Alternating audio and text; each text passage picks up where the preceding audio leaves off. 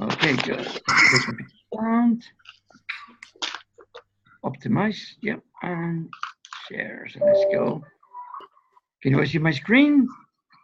Yes. I can. Okay, good. So let's get this started. Are vegans healthy? Oops. Are vegetarians healthy? Sorry. French fries and beer are vegan. Okay, yeah, here we go. During the last 30 years, new evidence has been surfacing that supports a different take on the genesis of civilization. René Adolphe Schwaller de Luix was one of the first Westerners to bring about the evidence and its implications. He is the one who popularized the use of sacred geometry in Egyptology during his study of the art and architecture of the Temple of Luxor in Egypt. John Anthony West, an independent Egyptologist, would bring Schwaller's work to the public's attention, work that has stood in direct confrontation with the existing outlook on history. Graham Hancock would then do further research into the implications presented by those of Schwaller and West. Further observations were made by construction engineer Robert Bouval, who determined that the pyramids, as well as the Sphinx, were designed to make astronomic correlations with specific star systems and constellations, in this case, the constellation of Orion and the constellation of Leo, both of which are targeted by the Sphinx and the pyramids at precisely 10,500 BC. They determined that whoever built these structures had sophisticated knowledge of astronomy and the precession of the equinoxes, a phenomenon caused by a slow wobble of the Earth on its axis, in which one complete rotation takes 25,920 years. The ancients encoded this knowledge within the properties of the pyramid's architecture, a time capsule, waiting for a time when an advanced civilization, such as our own, would decode the messages encrypted within. People like Randall Carlson takes it a step further by showcasing that the Great Pyramid's dimensions reveal its precise position on the Earth. And this is not the only megalithic site that showcases these curious facts. Megaliths around the world were designed in association with the precession of the equinoxes, as well as associations with their position on the Earth. No civilization in recorded history possessed this kind of geodesic knowledge until our civilization, implying that there once was a civilization capable of doing so, not recorded in our history.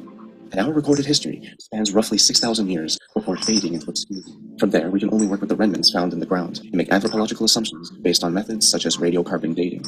So, with that in mind, let's take a look at the Sphinx. The Sphinx is covered in renovation, hiding its true original limestone, which was severely eroded. However, the walls of the quarry surrounding the Sphinx have not been renovated by the conquerors. These walls reveal the true weathering features that would have been present on the original body of the Sphinx. These weathering features were not originally caused by sand or wind. In the words of Robert Shaw, they were caused by water weathering by way of heavy rainfall into the limestone, carving it over the course of thousands of years. This can only mean that this quarry, as well as the Sphinx itself, were exposed to climates sufficient enough to create heavy rainfall for thousands of years, a type of climate that had not existed in Egypt until before the end of the last ice age, implying that the Sphinx is at least 10,500 years old. This geological evidence contradicts the established current Egyptological paradigm, which adheres to the notion that the Sphinx is only 4,500 years old, fitting it nicely within the accepted chronology of history. A story we tell ourselves over and over, until we forget that it is a lie. The recently discovered Gunung Padang in Indonesia and the megalithic site of Göbekli Tepe both predate history. Göbekli Tepe in particular showcases knowledge of the precession of equinoxes. The curious thing about this megalithic site is that it was deliberately buried. The archaeologist Klaus Schmidt confirmed this, but why was it buried? Was knowledge being hidden, preserved, so that we may decode its message later on in time? Were people systematically eradicating evidence of this information? And whoever built it hid it from those eradicators. The iconography found at Göbekli Tepe can be found around the world at megalithic sites. One important feature would be the placement of the arms of these megalithic stones, the fingers clasping one another across the dome. This precise design can be found at Easter Island on the Moai megaliths, as well as the statues found in South America. Some of the statues at Easter Island have been found to be over 72 feet tall and have been buried by natural sedimentation that took thousands of years to form, implying the truth about the statue's age. Curiously, almost all the Moai heads are positioned along the rim of the island, as if to signal to anyone sailing by that there are people here, stuck in the middle of a moment. Survivors who settled on land after a massive calamity. Myths and tales around the world from virtually every culture speak of a great flood, each in their own different interpretation. When reading the flood myths, it is important to note that these are people who are describing natural phenomena based on their interpretation of reality. For example, God's wrath is simply natural catastrophes. A fire snake in the sky would be describing a comet. It is important to understand this because each culture is recording the same natural catastrophe that is only now being understood, the Younger Dryas impact event. And the claim made by people like Graham Hancock, is that the Younger Dryas Impact event not only put an end to the last ice age, but it also wiped out the advanced civilization in a series of catastrophic floods due to a sudden increase of meltwater into the oceans that raised the water by 400 feet, completely submerging many areas of the world, scattering the survivors, forcing them to resettle and begin anew. Those who took shelter, preserving the technology and knowledge of the lost civilization, would introduce themselves to the now scattered and primitive tribes of the world. This, in a nutshell, makes sense of the similarities found between each savior in these cultures, who are depicted as bearded men who pass down knowledge to the people, agriculture, astronomy, and medicine. Two examples of these figures would be Quetzalcoatl in ancient Mesoamerica and Osiris in ancient Egypt. The recorded history of our paradigm is not the total history of humanity, nor is it the recorded history of civilization in totality. In reality, all the events in recorded history, all of it coincidentally took place after the end of the last ice age, are indeed events taking place within a post-apocalyptic world that was forced to renew, rebooting human civilization, and thus rebooting history. Which explains why in recorded history, civilizations sprout around the same time around the world. The evidence is everywhere and can be found through multiple disciplines of science. It is just simply waiting to be discovered by you. Part of the awakening that must occur is remembering who we were before the fall of humanity, before the true apex of human achievement was brought to a catastrophic end.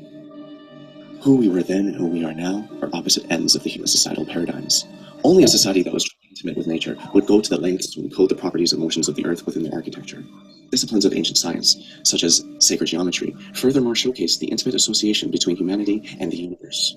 A philosophy pertaining to the mysterious intelligent nature of reality. They designed their civilization to maximize the experience of being alive in a human body. The resonating chamber that is the interior of the Great Pyramids seemed to suggest that it was also used as an acoustic device, a musical instrument amplifying the sound of meditation. They revered the universe as sacred, and thus revered life as sacred. This is what we must return to as a species, now more than ever. The process of awakening to the true nature of reality. Okay, so put it in there because it is so that we leave the last section for the next session. So I thought it was interesting because again, it's sort of it's questioning what we seem to know about history and our humanity itself. So anyway, let's open the discussion on that, shall we?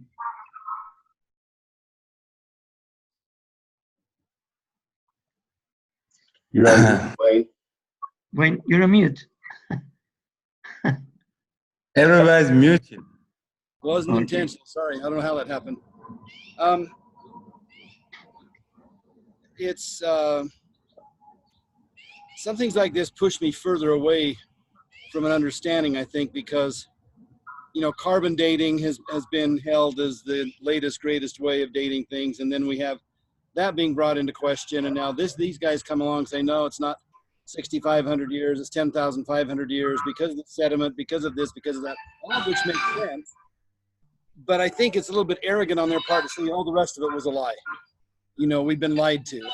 I don't think anybody tried to lie to us. I think they were probably trying to tell us what they knew. The most fascinating part for me is that we had people from all over the world coming to the same mythology and describing the same events. Even if perhaps it was, is that somebody's phone going off? Or? I think so, yeah.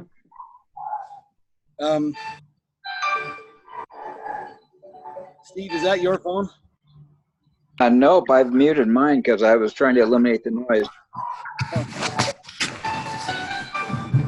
Maybe we have a ghost in the system.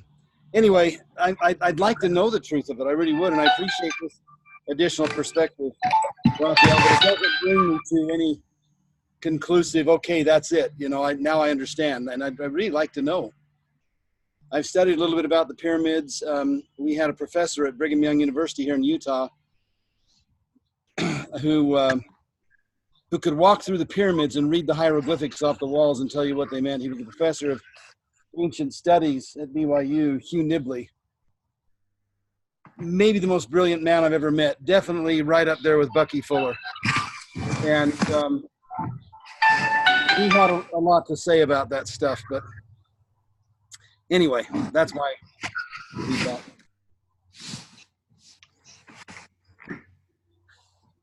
Steve, you're still on mute. I was going to say, I don't know what you just said, Raffers, but I was I studied Hugh Nibley too. He was one of my favorite guys. He talked all about the Egyptian, activities that went on in the pyramids and how they were about life. In fact, it goes back to a lot of masonry and goes back to a lot of sacred geometry. And so I've always been aware that the pyramids were more significant. What I didn't like about that video was that the guy kept saying, for us to be discovered now, for us to discover now. Well, it seems to me that those who knew all along, right? Mhm. If you're into sacred geometry, you know about sacred geometry. And so there's this like, you know, I don't know. That was kind of like, that bothered me several times during the thing. And I'm really into these pyramids and very much into the Sphinx and the natural erosion that occurred that had to be created from water. And the fact that we're at least discovering something. And we're discovering things that people knew all along. And so I'm open for that. And I'm complete. I come in this with caution. You know, the bordering of science or scientific process and mysticism, I'm always worried about it. I mean, because the assumption was, yes, there was a cataclysmic event, and then you jump onto dating, and you say the method of datings that are current are not precise enough. Therefore, the age of, like the Sphinx or some other statues that are on Earth in places is older than 10,000 years. And we know that the Ice Age or the end of the Ice Age coincide with that. Therefore, the argument is that they predated the Ice Age. And that you jump into, there was a civilization that was advanced. And that kind of sent some encrypted message, you know, in the face of the cosmic accident that happened, for kind of to preserve and for some kind of future generation. I really, I'm worried about that. From an accuracy standpoint, you mean, it worries you? Yeah, I mean, the whole argument is on hinges on datation. Yeah. Yes, there is a speed. Yes, there is sacred geometry. There is message. There are, you know, kind of archaeological, you know, uncovering of things. And then you come and say, okay, like this one that we know very well, it's been dated 5,000 years. But because of the datation method that we have that are not precise enough, the real age of with some other argument is 10,000 years. 10,000 years is before the end of Quaternary, the end of glaciation age. So therefore, it is pre that glaciation, therefore there was a civilization. Yeah, it is. We shouldn't confuse. I mean, some people may have discovered sacred geometry, but limited.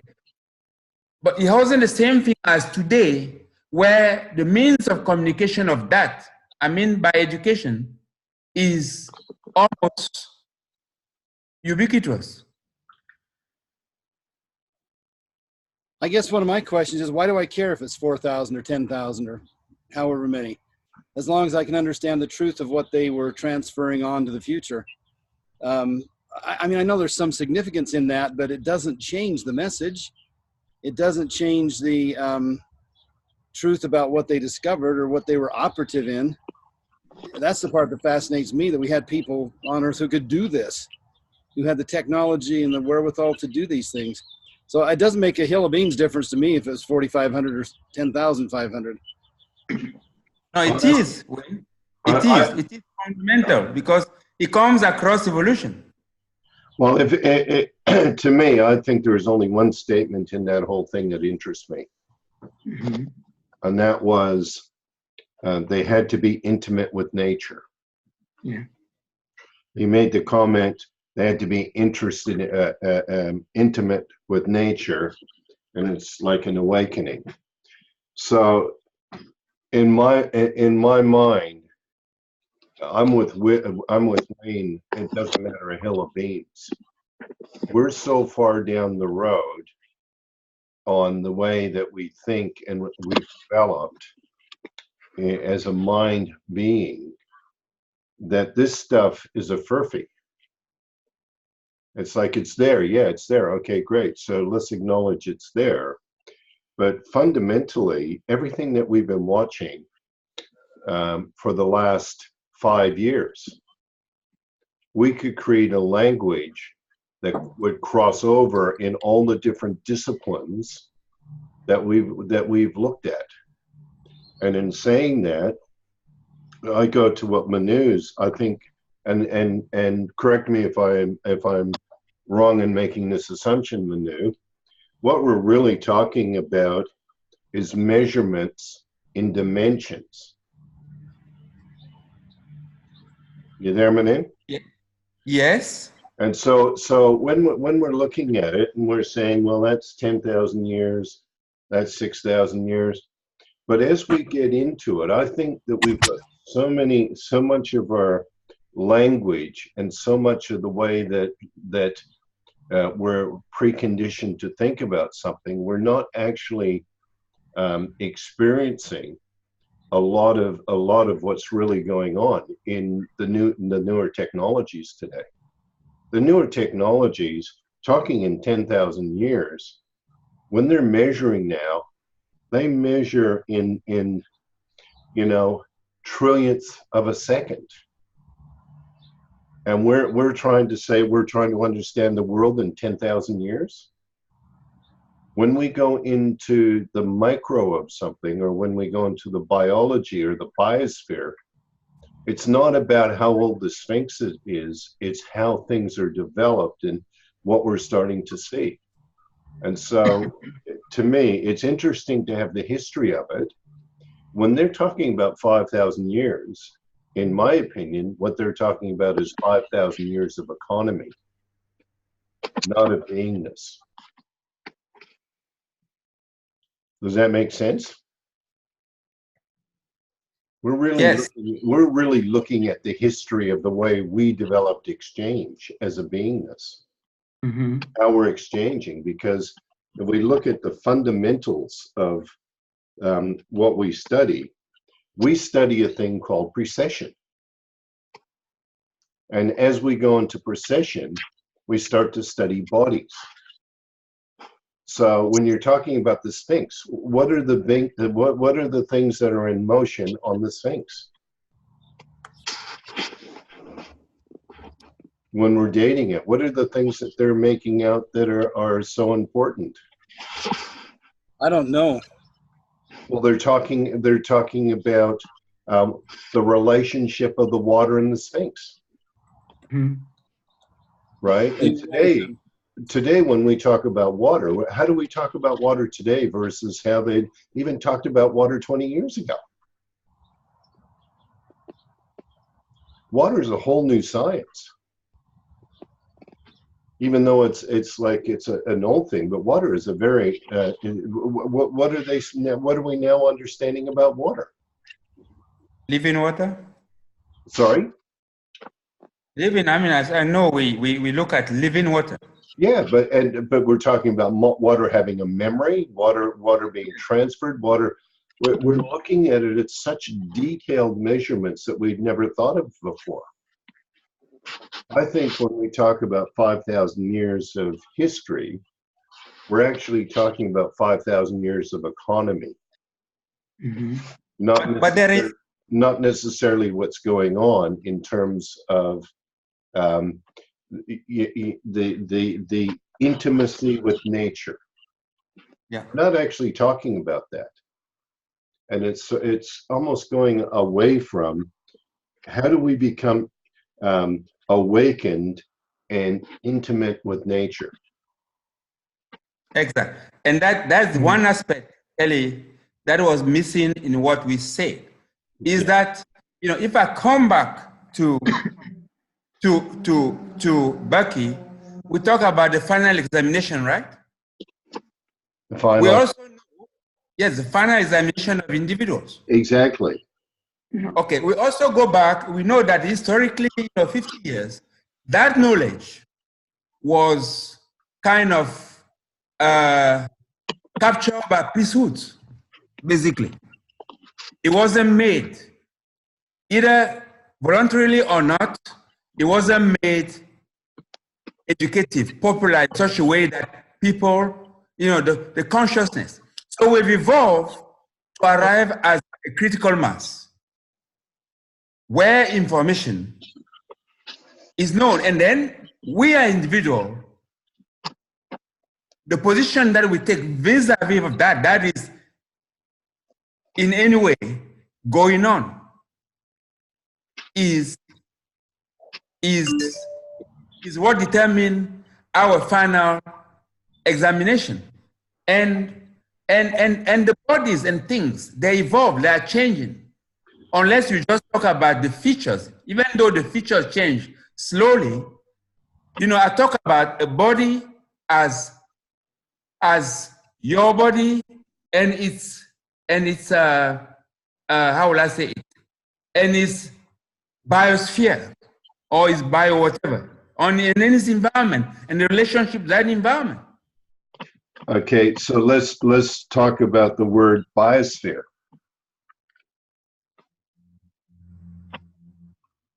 You see, I think that's one of the most misunderstood words in our language. Because when you use a word like biosphere, and then you talk about quantum mechanics or quantum mechanical, it actually takes you away from biosphere. Yes. It's absolutely it's the word usage of biosphere and biomechanical and anything to do with mechanics of something is so far away from measurement today, it doesn't matter. How so, though, Kelly? And I'm not about the measurement today, but when I think about quantum mechanical and the biosphere, I think about the orbits of the planets. I think about the sun and the power it has on the biosphere. Hold on, let me finish. Yeah. I think about the hydrology, the pull on the moon and the tides and everything else. And I think about the sap running through the trees and everything else. Isn't that all mechanical to some degree? No. That's the whole point. How can you compare the movement of the planets going around to the sap in a tree? The sap in a tree is organic. It's an organism. I think it's all part of the same process. Without gravity, would the sap in a tree function? If you understand mechanics and the way we, going around and having a clock and being very physical is one thing, and saying we can manage it mechanically, but the bioorganisms or the biology of what's going on is not mechanical. Well, doesn't the heat of the sun or the process of photosynthesis draw the sap up through the tree? Isn't there a to do with mechanics? Isn't that a mechanical relationship? How can that possibly? Mechanic is about if you look at a earth-moving piece of equipment you've just used, you can see that being mechanical. And because it's so gross in its size, you can see your argument. When you're talking about the sap in a tree, or you're talking about photosynthesis, how's that mechanical? I think that we're misled by using words like mechanical. Biosphere is biology. It's not mechanical. And there's so many processes that are going on. You're talking about trillions of a second making a difference. It's an organism that's working. And when we talk about biosphere, Why don't you call it the mechanic sphere? Mechanical sphere. Our languaging is misleading. How is the pumping action inside of that tree not mechanical? Doesn't it do the same thing a mechanical pump would do? No. The mechanical When imitates the tree. It's the other way around. Maybe so, and that's what another distinction from mechanical is that you don't have, it does not mix the relationship. That's why you talk about mechanics, fluid mechanics, and mechanics of solid bodies. Yes. When you talk about chemistry. Chemistry is not mechanical. Yes. Yeah. Mm-hmm. So you talk about chemistry is different. I guess what I'm wrestling with here in my mind, and I'm hearing all of you, and I'm not arguing a point. I'm seeking to understand. But that's why you can't. That's why we as people don't understand, Wayne. We're not intimate with nature. Well, I get that point, but that's not where I am in this conversation. But what that's where nobody's at. We're not intimate with the biosphere. No, I'm not saying I'm not intimate with the biosphere, or that I am intimate with the biosphere. I'm saying I'm not focusing on that point at this moment. What I'm trying to clarify here, or to grab a hold of with my mind, is that yes, I understand if we throw a bunch of steel and whatever together, we can make an earth-moving machine, and we call that mechanical. But I'm seeing a more subtle, I think I'm seeing a more subtle and more elegant and more pristine process of that same mechanical function in nature. And I don't know. No, it's the other way around, Wayne. Well, it may very well be the other way around.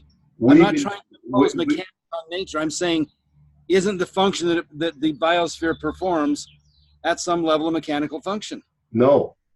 And I'm not getting why not. I'm not getting why not. I'm saying to you, that's part of the problem. I'm saying that our language is so poor that we're comparing apples with oranges. Our minds are not releasing to the idea. Like when you talk about mechanics, that's something that we as beingness have invented. Like economic systems, we've invented. We haven't discovered the biology of something's a discovery of what's already there. We put the word mechanical, and then we call it the biosphere. The thing that holds us away from the biosphere is thinking that we can mechanically change it. It is already a process that's there a long time before us and a long time after us. I think I can add something on here and agree with what, or pick a point with Wayne. Wayne, I think what the conversation is that this biosphere, or the natural order of things, is occurring. And so I, as a human being, take a look at that and I mimic part of that. And in the mimicking of that, I create mechanical stuff. So like I have my fist, which is very biological and very quantum, by the way, at one level. And I take my fist and I can hit something and move it in shape, but I find out there are limits on my fist.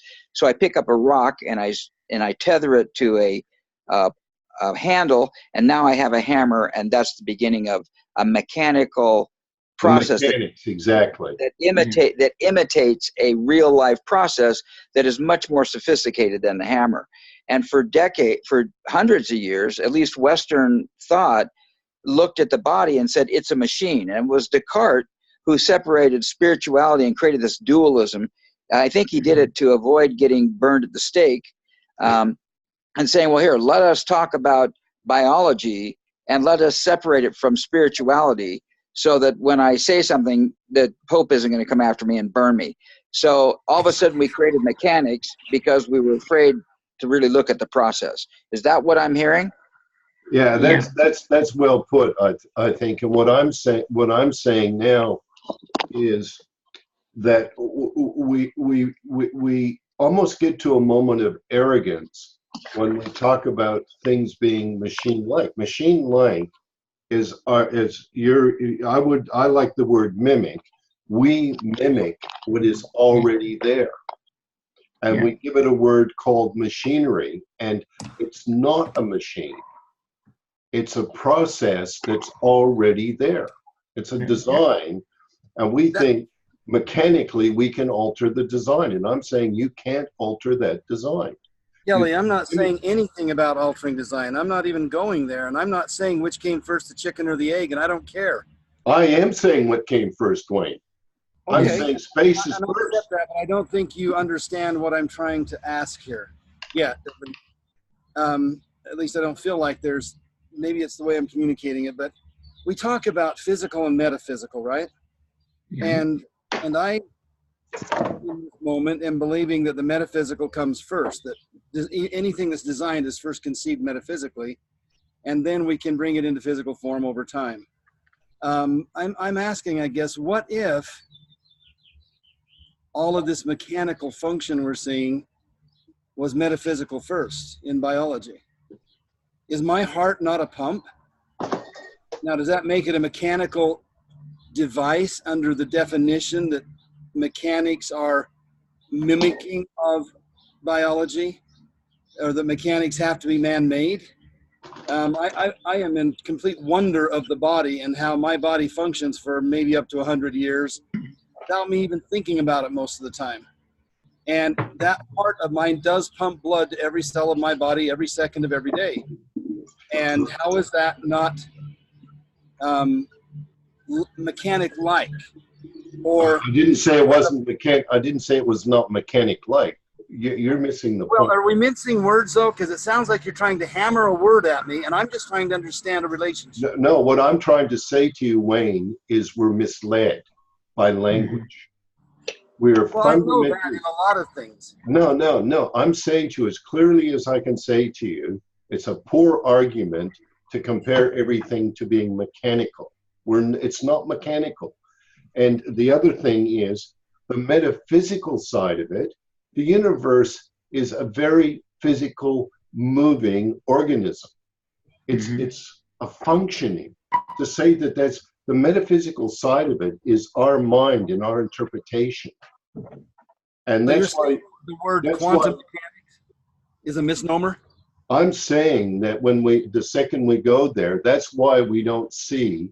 And I'm trying to come to terms with, why is it that people find it so hard to be talking about the biosphere?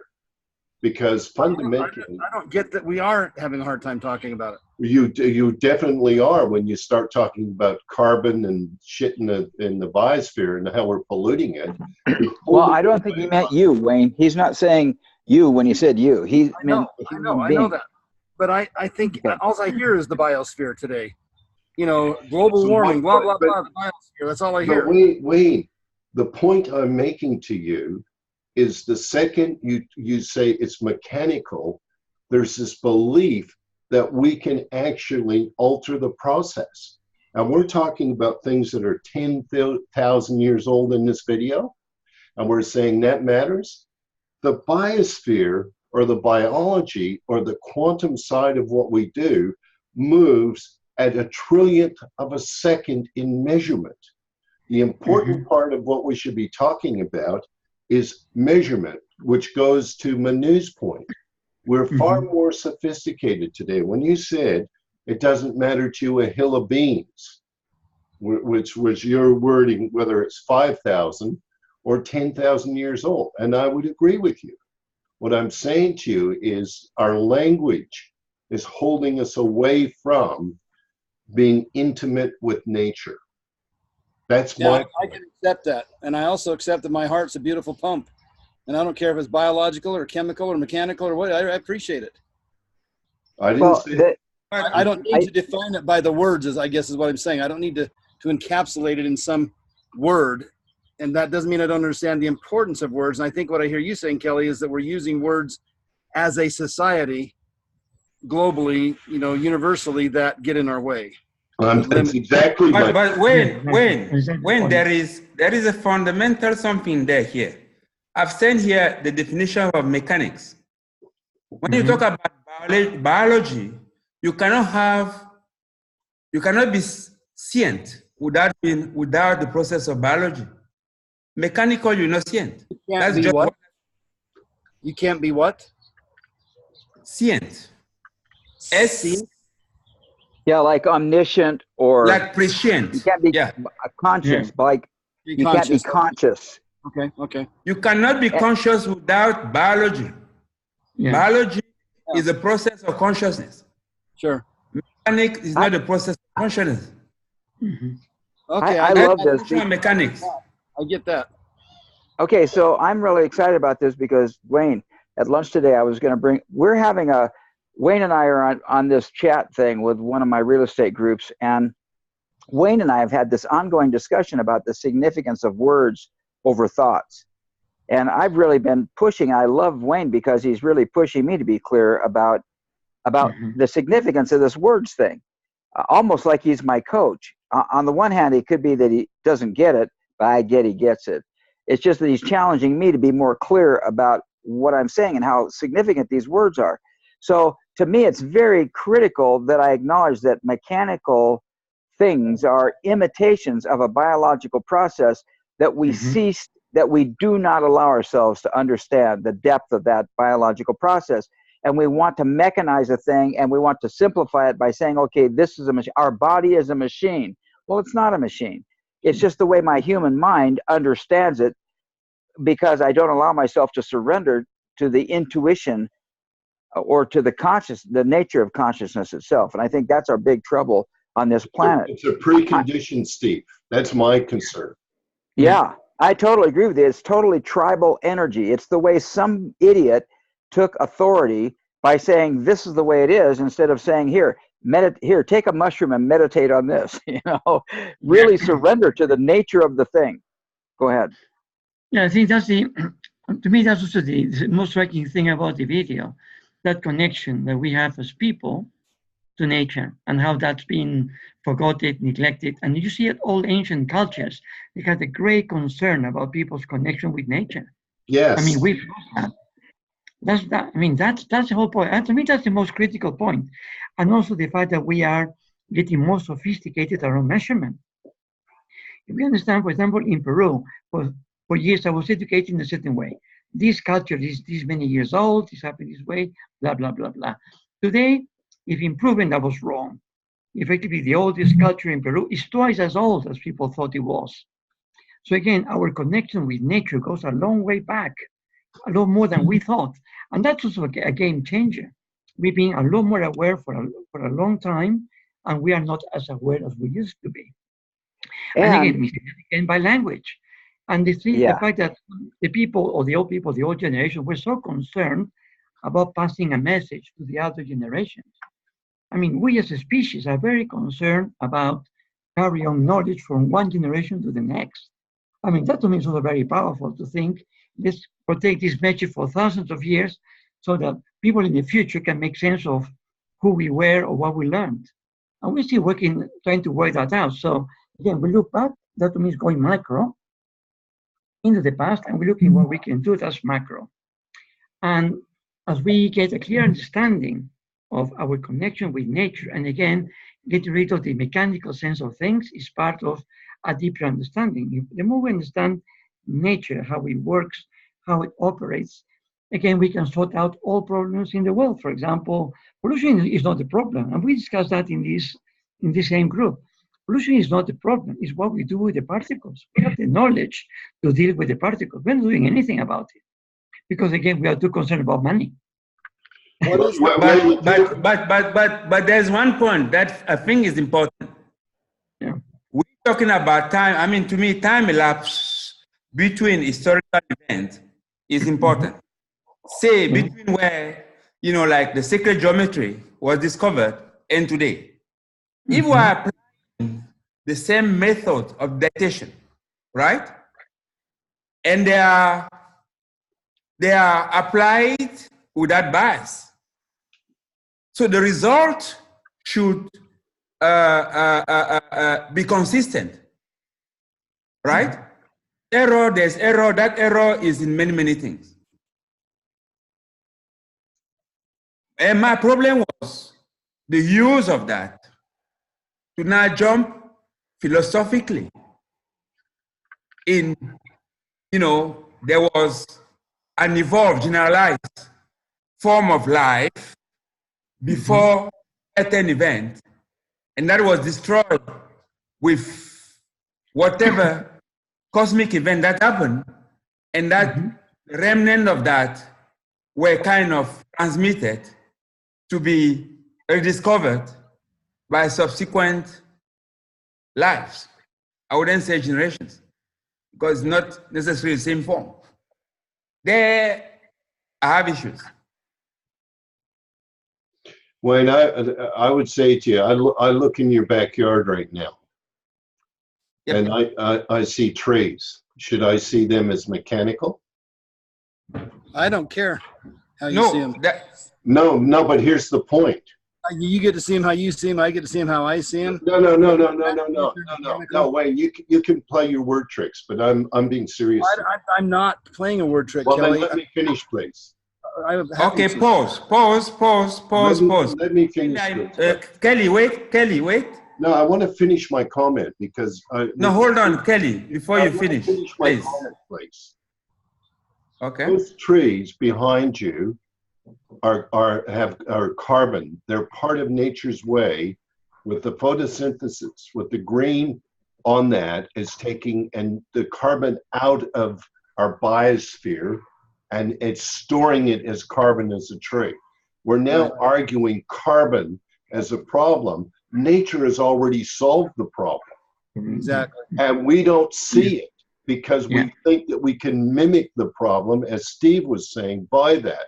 And what I'm saying to you, words do matter, and it is about the chicken and the egg, because I can tell you right now, it's the space that was already there that is creating everything around us. And what we're doing is mimicking it. And my point is very clear. My point is we have to start changing our words, because we know exchange. We choose a word exchange. Those trees are an exchange. Are they in a mechanical exchange? No. They're exchanging in the biosphere. We know that. This is not about pyramids. This is about what's actually going on all around us that we're holding off from ourselves. We now measure in trillionths of a second, not 10,000 years. And we're starting to understand that, but we avoid it with all of this other nonsense talk that we have. I'm finished now. Sorry, Mane, you can go on and say what you need. Okay, I was saying that I see here, a passion that usually clouds the process. I just wanted the pause to cool down first. But what is clear to me is that today we have measurements. As Kelly said, we're talking about atomic, even subatomic, scale. That's how we are measuring. And we have that information. Maybe there was whatever, but today there are insights that are given by that measurement. And if the argument is about mechanical has one consequence. It is measured in kilojoules, in heat. In heat, exactly. Yeah. That's what we use to measure mechanical. Yes. So, but if you're talking about carbon storing, it's not heat. It is a storage of energy, radioactive energy or whatever, in a certain form. That is not heat. It's released as heat when you burn it. Yeah. Yes, but then that's different. You're incinerating. So is it mechanical then? No. No, it's not. no. It's organic. But when the human mind observes it, we can write it off as a mechanical process. And by creating language that allows us to write it off as a mechanical process, it's a tribal energy that stops the human being from looking deeply into what it really is. And that's why the language is so important. That's why the language put is it better, critical. Steve. Thank you. Yeah. I think there's a Agreed. big misunderstanding about my language this morning, because I'm not arguing whether it's mechanical or not. And I'm not arguing against Kelly's point. And when I said, and I understand how what I said might have sounded personal to Kelly, it wasn't meant that way at all. When he said, look at the trees behind you. And I said, here's how I see your trees. And I said, I don't care how you see my trees. I wasn't talking to Kelly, my friend. I was saying, I care about as much about how somebody sees my trees as I do about whether it's 5,000 or 10,000 years old. But Wayne, this is the point, and this goes back to the language issue that I'm so excited about. It's like this has been a conversation you and I have brewing, and there's this awareness that I would like you to see, that I think we're hitting on it right here. And I don't want to. I thought about saying something else. Maybe I'll say at the end. The important thing is the language that comes out of my mouth, including my reference to a biological process, and being able to say, well, I don't care if it's biological or mechanical. That is the problem. As soon as I say to myself that tree is a mechanical thing, I'm under the delusion and illusion that there isn't some deeper process that needs to be understood in order to understand the nature of my own being. Yes. I get that. I get that completely. I get it. 100% I get it. And that our language can obstruct that. But that's not where I am in this conversation. What I'm saying, I look at the tree and I look at the sap, at least in my mind's eye, I see the sap surging through the tree. And to me, the function, the process, the result is no different if it were accomplished mechanically than if it's accomplished biologically in terms of the pure function. I understand that in terms of energy efficiency and elegance and longevity and sustainability, there's a big difference. And I get absolutely your point, Kelly, and Steve's point that it matters how we use language around this. I get that. We can't be calling something mechanical when it's by definition biological, which puts us in a position to ignore the bigger issues of the difference, the differentiation between the two, and not pay a price for that. I understand we as a species are paying big prices for that right now. I look back. Actually, Wayne, I'd say it goes beyond that. We as a species are arrogant. I agree with that too. And I was just going to say that I think so your argument is an arrogant argument, is my point. For me, the epitome, and this is just for me, and you could argue this too, I suppose, but the epitome of this was the turn of the last century. When we harnessed steam and we harnessed electricity, so we said in our heads, in our own minds that we harnessed them, we set up this brutal relationship with nature. And we actually said publicly, we're going to harness nature. We're going to conquer nature. Oh, really? Go to Alaska and live for a minute, because man scratches and claws and carves something out of the wilderness there. And if he turns his head for a minute, it grows right back over him again. And there's not even a mark of where he was. And so, yeah, I get the arrogance of it. And I get that we were so far out of bounds. Back to Hugh Nibley, his grandfather was in the lumber business in California and was responsible for cutting down the redwood forests, for cutting down trees that were thousands of years old, cutting off all the bark and all the excess and just going for the heart of the trees to make railroad ties. And Hugh, as a young man, came to a consciousness where he grieved what his grandpa did for a living. He saw the waste. He saw the horror of doing that to a plant that had taken thousands of years to grow, and that its purpose was not railroad ties. So I'm with you guys more than you probably think. I think I'm hearing you, and I'm not even clear on what I'm trying to say. I think it has something to do with, Manu kind of hit on a process, not the words or how. And I'm willing to surrender to the scientific definition of mechanical versus biological. I think I'm panned out back here, and I'm saying, does it make a difference if it's 5,000 or 10,000 years? And with that beautiful tree behind me that's giving me oxygen to breathe because it's taking the carbon out of the air that I put in there with my exhaust pipe on my car, does it matter if it's mechanical or biological because it's giving me that gift? And if I can come to a reverence about that in my own life, and Kelly, to your point, and Steve, yours too, discipline my words so that I am more clearly relating with that and describing that and consciously perceiving that, I'm in. It's actually. Let me say this. Than that, Wayne, though. It's actually further. Okay. What I'm saying is you're being held away from it by your words. I know. Yeah. I know you're saying that. Okay, so if can I say this? Understand that, then the point you're making, in my mind, Wayne, is pure arrogance. That's okay. Maybe I'm arrogant in asking my question, but I had to ask that question and explore that to understand it. But I know Well, that let me say this. probably It's is. more like that. It's very brutal. Let me put all of this in the context. I've heard three words: biosphere, nature, Mhm. I guess, homo or whatever.